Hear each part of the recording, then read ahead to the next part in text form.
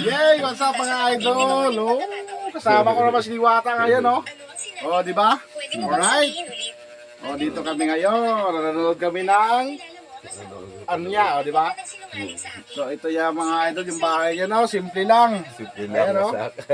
Oh, di ba? Natin sa likod ko, ito yan. Alright. Oh, Diwata ng Romblon, mga idol.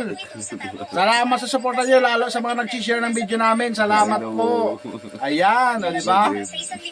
Oh, pangulo ko ay. Naiinig pa yung ano ko. Ang bigat kasi ng ano ko, yung tripod ko. Ayan, oh. Nandito ako sa bahay niya, nagpamasyal naman ako mga idol kasi kararating lang niya galing trabaho. Ayan, kaya ngayon lang siya may oras.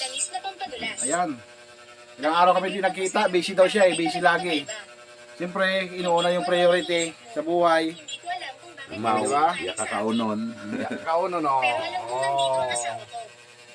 Diba? Nandito kami ngayon sa bahay niya, mga idol. Ayan, no?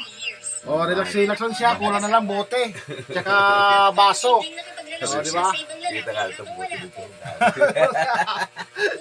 Oh, di ba? Alright. Oh, kahit saan yan, no? Oh. Gusto ko lang malaman ng totoo. Ito pala yung bahay, dito siya nakatira mga idol. Ayan. Bahay kubo. Bahay kubo, kahit munti. Ayan. Oh, di ba? Alright.